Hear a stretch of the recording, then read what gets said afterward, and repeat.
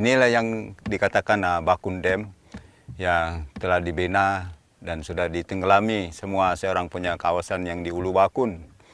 Jadi semua penduduk yang di Ulu Bakun dulu adalah 10 kampung dan 10 komuniti lah yang pindah dari kawasan ini.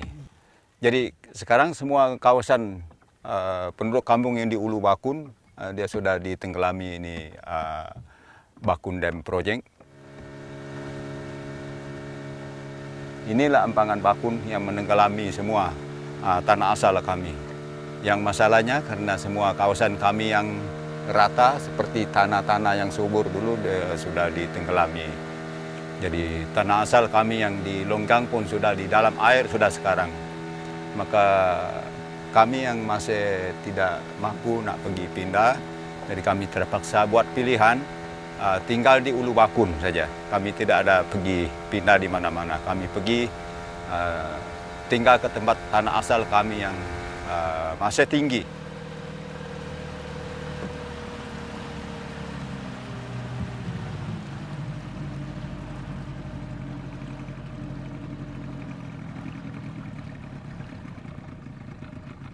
Kawasan kami yang di Ulu Bakun masih juga ada yang tidak tenggelam, maka kami masih tinggal di kampung yang lama itu ialah kawasan Kampung Lung Laut.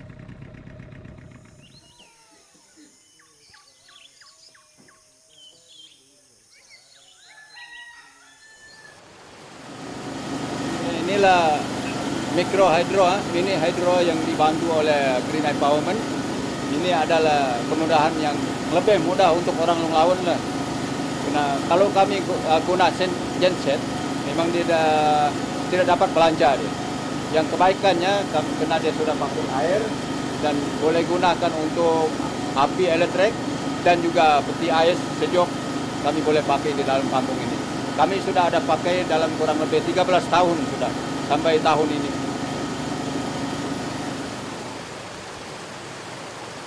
Tahun 1992 saya pergi di Holland untuk tengok bagaimana cara menggunakan api seperti pakai matahari dan pakai air.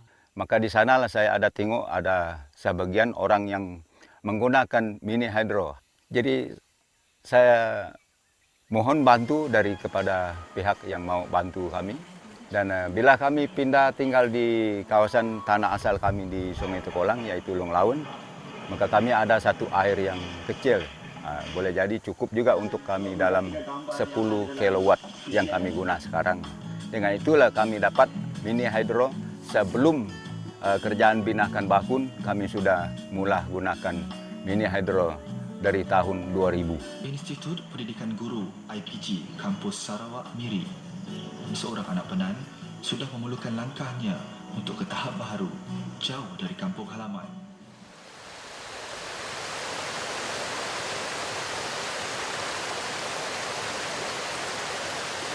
Di sini adalah kawasan hutan, di mana kawasan ini telah diwujudkan sebagai kawasan tadahan air.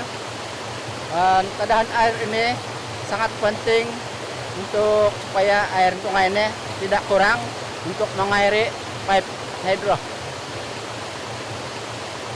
Di sini kita berada di kolam untuk mega hidro, dan di sana itu adalah kolam pertama. Dan ini adalah kolam kedua. Dan air diambil ataupun masuk dari kolam pertama. Lepas itu dia masuk lagi ke kolam kedua. Selepas itu air akan masuk ke pipe untuk menembak kipas turbin di powerhouse.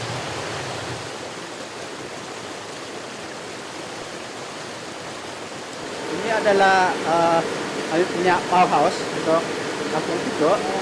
Air dia masuk melalui pipe sini dan dia masuk menembak kipas turbin. Ini ada turbin yang menjanakan kosak tenaga yang membakalkan tenaga listrik kepada setiap rumah, dan ini adalah controller yang mengawal pergerakan arus.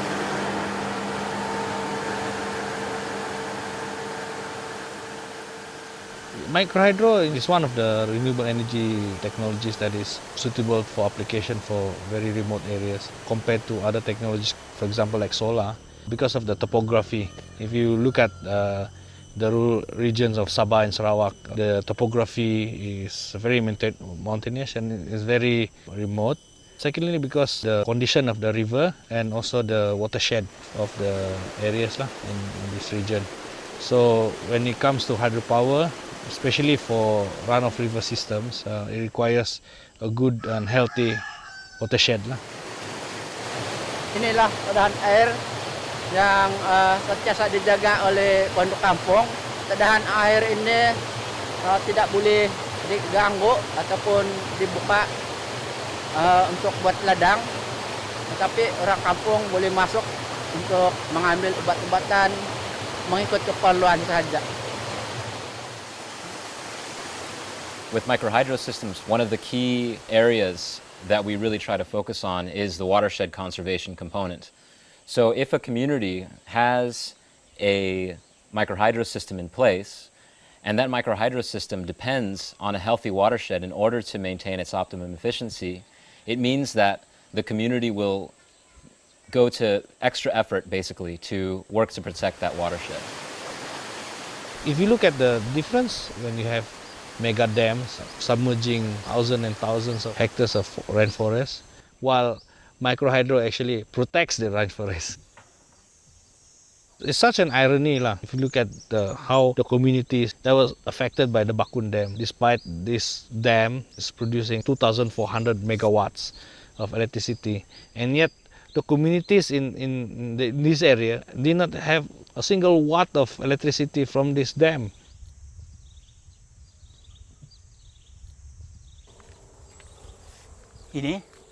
Ini tiang dari Edero di Murum tuh. Ini. Itu di Bakun. Itu dia. Itu dia punya tiang tuh. Edero kita ini. Yang ini. Mudungabun is also close by to Bakun, and this village is actually a sandwich between two super grid. And such an irony where you have a Bakun grid and then this village here running on a small microhydro system. It's so funny. So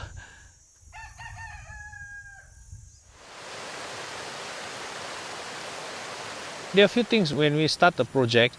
We have a few preconditions, which community is actually suitable or are ready to do this project.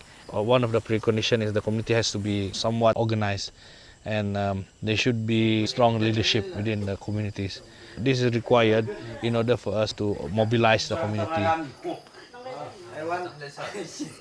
Sebelum kami mulai ini kerja pembinaan microhydro, kami ada tubuh satu lagi ahli jawatan kuasa selain daripada tu CEO Pertubuhan Rakyat, ada lagi satu ahli jawatan kuasa pelaksana itu kerja bina microhydro. Pendelaras dia di sana ialah makasih tentu masa gotong royong dan pembahagian tugas dalam kerja. In the construction process itself, communities have to get together and work as a team, through this gotong royong process in order to construct the project successfully. After the project's completion, it may be like with some smaller systems that there just isn't enough power for everybody to use at one time, or it's not enough power for people to be using high energy consuming appliances. I think that where communities are able to take that resource, even if it's not a lot, and manage that on their own, that shows actually how strong a community can be. If you look at the cost to develop community-based microhydro projects, basically requires the system to be maintained and also managed by the communities. So if you don't provide the empowerment and all the technical trainings, any small parts, if the community cannot solve it, then the system is doomed to fail. So what we do mostly in the project and the model that we are promoting through the small grants program is empowering the communities through a lot of trainings. Mengikut pengalaman saya sejak kena bina ini microhydro, dia senang dijaga sebab dia lebih kepada projek yang berasaskan community saja. Dan community dapat urus ini kawasan tadahan air dengan kerjasama semua penduduk lah. One of the things that Green Empowerment and Tonibong have in common is that we are not engaged in communities necessarily for the sole purpose of providing rural electrification. It's not our goal to say that, oh, okay, we've finished this project and 300 people now have electricity. We're interested in having a sort of long-term targets of sort of social empowerment and environmental conservation as well. Sebelum ada microhydro di kampung ini memang agak susah sedikit sebab kami tidak boleh buat apa-apa aktiviti kalau sebelah malam tanpa lampu. Jadi kalau ada betul-betul kerja yang kami buat terpaksa kami pakai torchlight, pakai bateri, minyak tanah, lilin, ataupun kalau ada genset pakai petrol lah. Memang ada perubahan lah, penambahbaikan kehidupan kami di sini selepas ada microhydro sebab kami boleh guna mesin basuh, sebab mesin basuh meringankan kerja lah, dan terutama sekali ialah yang kanak-kanak dapat belajar pada sebelah malam. Dan kami dapat buat aktiviti lain walaupun sebelah malam kami tidak ada masalah untuk membuat itu kerja sebab terang sudah, ada lampu sudah.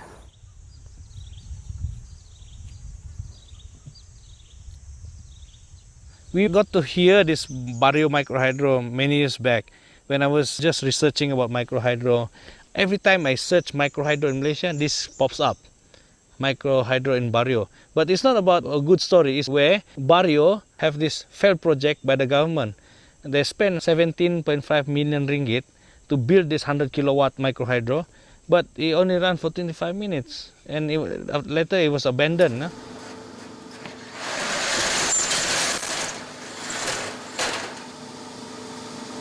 This is the new turbine. It's 40 kilowatt. It is used supply to kampung. That is Barasal and Ayulain. Last time, this was the government. This one is the dynamo, which is equivalent to 100 kilowatt.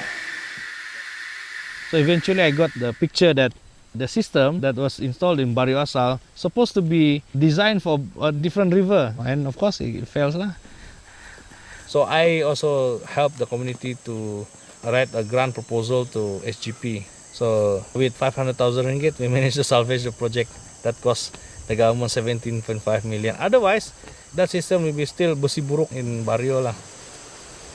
We are now at the Barrio Asal Arulayan microhydro dam. This is quite a long dry spell, that's why we have the problem with our hydro.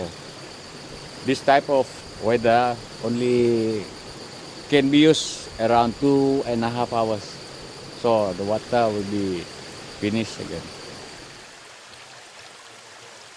The first year we use the power is very easy to deal with it, because that time we only use maybe 1 door, 6 bulb the most.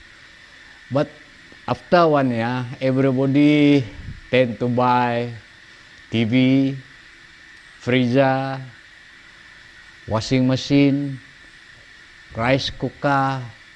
So every year the power we use consume is going up. So when it's dry season, I want to economize with the water, cannot. Because everybody in the longhouse open up all their accessories. That's why the water from the dam not come to 3 hours, it's finished already. I think they think that because only 30 ringgit per month, so I pay already. I can use whatever I want to use. Then you have this tragedy of commons. If I don't use it, maybe my neighbor will use it, no? So soon enough the system will be overloaded, and then after that the whole system just collapse. You know? So we spend a lot of time on how to train the management on how to manage the load and how to manage the expectation of the communities.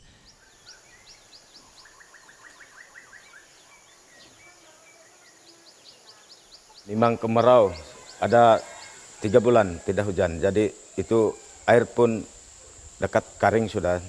Jadi kami punya mikrohidro, ada air juga tapi sedikit, tidak cukup untuk pusing itu dinamo. Jadi sekarang kami setiap keluarga pakai generator, yang ada sula pakai sula, yang ada pelita pakai pelita lah.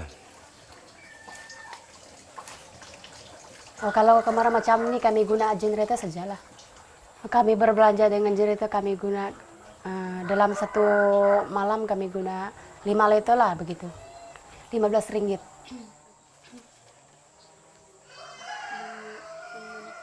Kami berbelanja dengan hidro. Kalau kami kira dengan dalam bob elektrik tuh, kalau kami guna 3, 19 ringgit kah, 20 kah begitu. Satu bulan? Ya. Inilah kami tidak puas hati karena kami sudah mempunyai masyarakat di sini 274 orang. Jadi kalau kami menggunakan itu lampu semua tidak cukup. Karena itu engine terlalu kecil. Ya baru 3 kilo.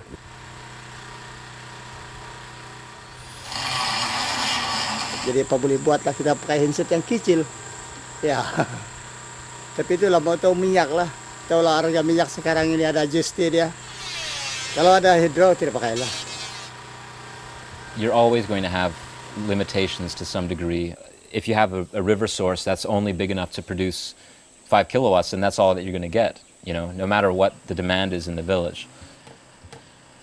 However, I think that there have also been a lot of expectations that were not met in the construction of the system. A lot of people expected, to have access to refrigeration, for example, and use of televisions and sort of more of these amenities. And I think that, we could have done a better job in managing those expectations. Inilah kemauan kami kalau ada hidro yang kuat. Kalau dia kuat, yang keperluan kami inilah pakai ketam, pakai bor untuk besi-besi. And upon further evaluation, we found that there are actually some things that we can do to make the system work a little bit better, or to basically provide more power. Masalah ini engine hidro ini sebab dia punya engine ini memang terlalu kecil, Pak. Saya rasa pada ujung tahun ini kami boleh antar satu tim untuk buat itu assessment sepenuhnya di sini untuk kasih sukat betul-betul berapa besar dan apa cost dia lah.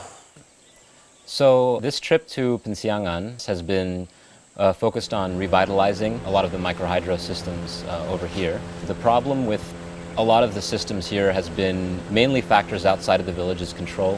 There have been landslides, there have been areas where the water capacity has not been what we had thought it would be initially. And I think that a lot of these problems can be solved if we can collectively marshal the resources to work around these problems. Itu turbine, itu controller semua masih oke lah. Ya, itu masih oke. Ya. Itu cuma masalah itu yang kaca itu, yang pergi di terbende itu. 2005. 2005. Dia siap 2005. Dia ada 7 tahun berjalan. Jadi dia rusak hampir 2 tahun lah. 2 tahun tidak berfungsi sudah. Akibat ada pecah dekat tu kolam. Dari kolam turun ke sini ada pecah, jadi itulah tidak kena guna sekarang.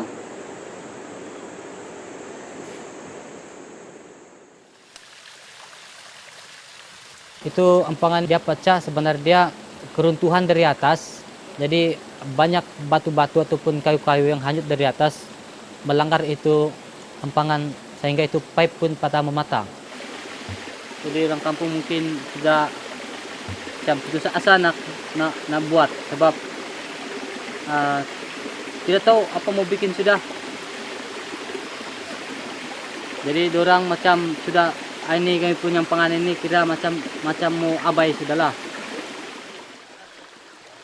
We really try to develop projects in such a way that communities are able to establish a local committee that's effective in recovering some form of payment from other community members, so that when an accident like a landslide or some kind of damage is sustained by the system, that the community has the ability to afford an upgrade or repair on their own.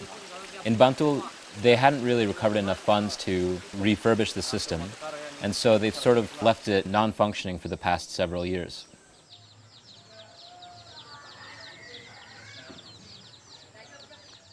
Yang aku rasa kesat dalam kampung ni, contoh kita macam nak membaiki paip pecah, paip tersumbat. Dekat turbin ni pun selalu agak tersumbat. Kadang-kadang dia punya tapis dah koyak. Kita nak beli yang baru lebih kurang tahun 2012 ada kotep. Selepas pada itu, dia dapat nak kotep sebab masalah masyarakat. Ada yang ini mau, yang ininya mau nak kotep. Jadi susahlah kita nak beli barang-barang nak diganti. Because you need maintenance, you need to have operators, you need to basically able to raise the fund to expand the system in the future.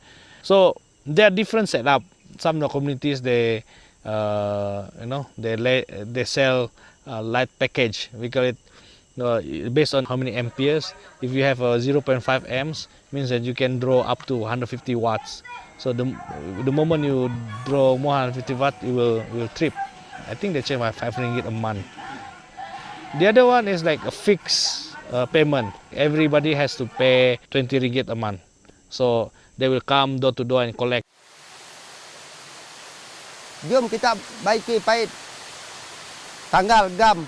Tanpa gam itu tak jadi masalah. Tapi kita nak buat tabung tu memang agak sangkulah. Kami pun susah nak ceritalah masyarakat. But these two systems have its weaknesses because when one person doesn't pay, the neighbor start not to pay and everybody start not to pay the tariff lah. So it's always been this problem. So just recently we're trying a new system using a prepaid meter. Community pun ada masalah sebab banyak tunggakan.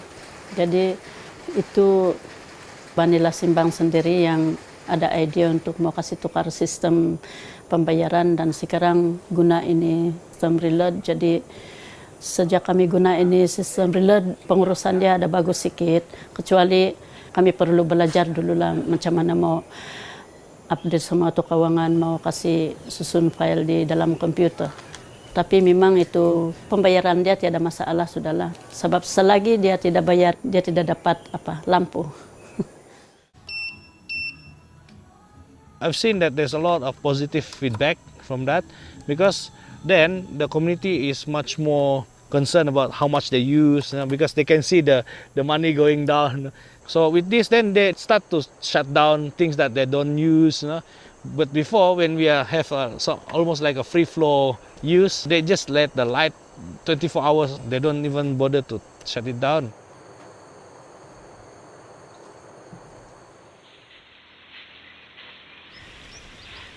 Sejak ada hidro di kawasan ini, saya dilantik jadi operator hidro. Sebelum ni saya kerja dengan Cisco sebagai buruh di bagian intake juga lah. Kerja di Cisco yang membantu saya untuk kerja di kampung, macam mana kita nak menyelesaikan satu masalah. Misal kata macam banjir, macam mana cara kita nak buat kerja. Misal kata kalau trip, macam mana kita nak mau stop semua apa yang kita perlu buat. The exciting part of my work with Tony Bung is to identify and empower local champions. So when we do microhydro, these are the kind of people, talents that we scout.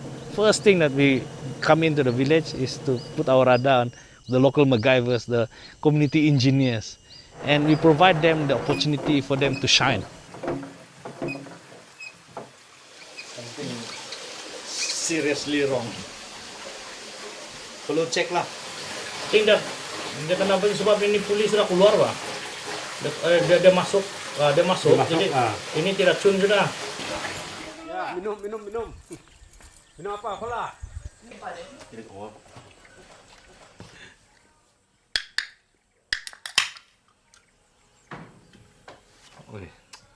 Sejuk kok.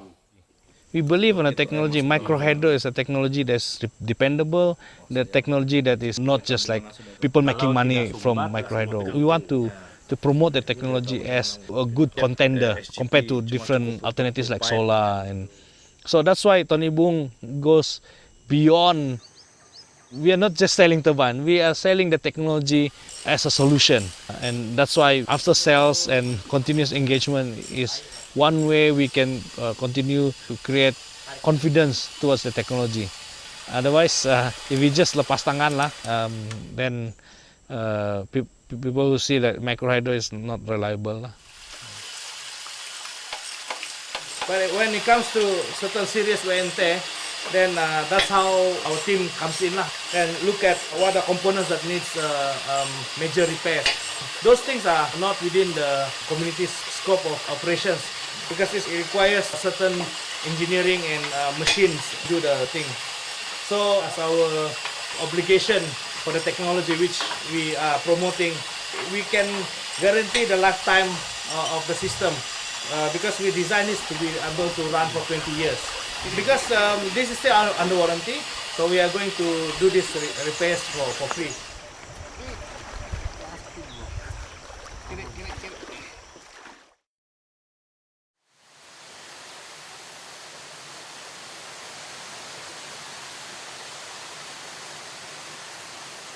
Kami pergi Sabeh itu hydrom ini yang baru tu, bahwa hydrom ini kami yang lama yang kami sudah gunakan dari tahun 2002 sudah tidak mencukupi untuk penduduk kampung yang sebanyak 67 pintu.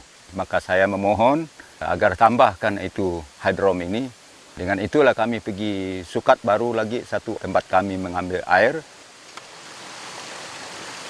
When we're taking the conductivity measurement, what's required is for us to have pre-measured amounts of salt. So we'll mix that salt in a container with the water from the river. We'll have somebody go about 100 meters up from the site where we're measuring and pour that salt mixture into the river. Down below, we'll have somebody who's looking at the conductivity meter. You'll be able to determine how long it's going to take the salt to pass through this river. And by that, you'll be able to deduct the flow of the river, which is important in determining how big a microhydro system can be. Nasib baik itu air dua bagi begitu. Jadi boleh jadilah tambahkan sedikit kalau keadaan yang kami pergi Sabeh baru ini adalah kurang lebih 5 kW saja. Menampungkan yang 10 kW.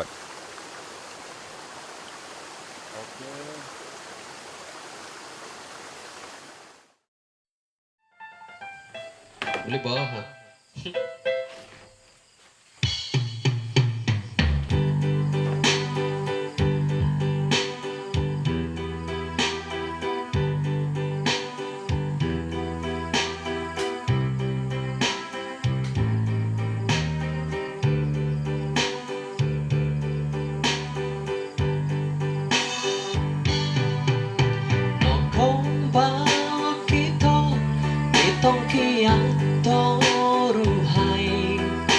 Sabab ginawa kitong misuway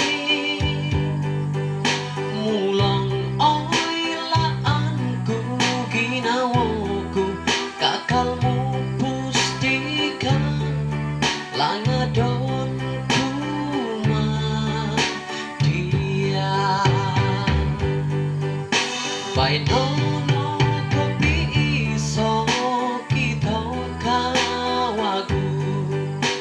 sonong ginawa ko ko pusang ko kitong ngingis kong sigahan kitong